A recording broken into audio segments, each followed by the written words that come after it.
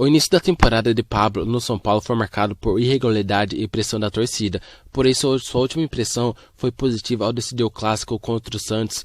Apesar da inconstância dentro de campo, o atacante permitiu que Diniz experimentasse variações no setor ofensivo do São Paulo.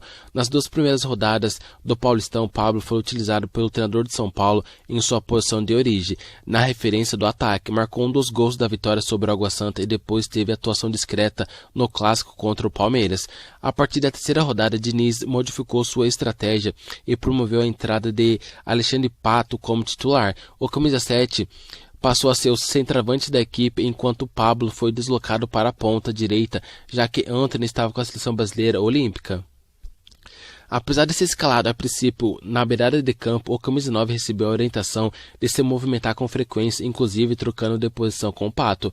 Como Antony ficou de fora de duas rodadas enquanto negociava com a Ajax, Pablo permaneceu como titular. O atacante foi constantemente utilizado por Diniz, porém acumulou uma sequência de 9 jogos sem balançar as redes. Tudo mudou no clássico contra o Santos, na última partida antes da paralisação, quando Pablo marcou os 2 gols da vitória de virada do São Paulo. Desde que chegou ao São Paulo, na temporada passada, Pablo disputou 41 partidas pelo São Paulo e marcou 10 gols. O atacante tem contrato junto ao São Paulo até o fim de 2022. O São Paulo não está jogando pelo recesso do futebol em meio à pandemia do coronavírus.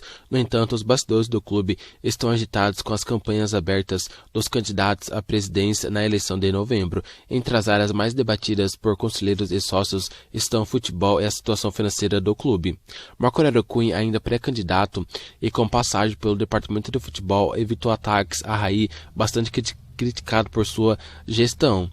Sempre vou poupar o Raí de críticas porque para mim o Raí está acima do bem e do mal, porém o futebol fala pelos seus resultados e por aí cabe críticas. Está sendo conivente com erros? Pode ser, mas ele não faz parte dos erros estratégicos. Seguramente muitas contratações erradas foram feitas, mas você não é o chefe maior. Muitas vezes vem imposições com ofertas e há mais muitas circunstâncias em torno disso. Nas gestões de contrato e contratações tem muita coisa para se debater, não só pelo Raí, afirmou Marco Aurélio Cunha.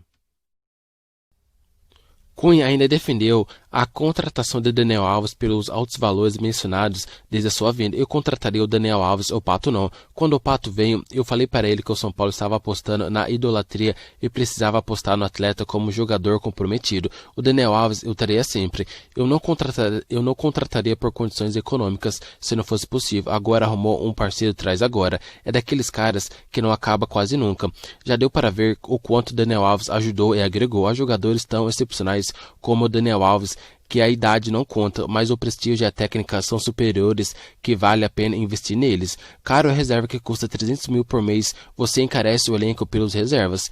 Se um reserva fizer a metade do que o Daniel Alves faz, eu pago sim, simples, finalizou Cunha. Que as categorias de base do São Paulo revelam muitos jogadores é fato. Na última temporada, 2 jovens do São Paulo, Patrick e Thales, se destacaram e defenderam a seleção brasileira no Mundial Sub-17. O primeiro, nascido em 2003, foi para a competição com apenas 16 anos. Além disso, na última rodada do Brasileirão do ano passado contra o CSA, foi relacionado pelo técnico Diniz, sendo o atleta mais jovem daquela delegação que viajou para Alagoas. Sempre sonhei em jogar no São Paulo e representar a seleção brasileira, mas não esperava que fosse rápido assim. Fiquei feliz e foi uma sensação inexplicável. Conquistamos um título muito importante para o nosso país dentro de casa. A experiência no brasileiro foi muito legal também, algo que ajuda no nosso amadurecimento e na nossa transição, disse Patrick ao Esporte Interativo. O jogador hoje com 17 anos não esconde suas ambições para o futuro. São Paulo, Europa e seleção brasileira são seus focos centrais. Penso em fazer história no São Paulo e depois ir para a Europa. Quero também me manter na seleção e disputar outras competições em breve, sempre em alto nível, ganhar títulos e ser reconhecido por onde passar, revelou Patrick. O jogador está no São Paulo desde os seus 11 anos e se destacou a ponto de já ter um contrato assinado profissional com o São Paulo.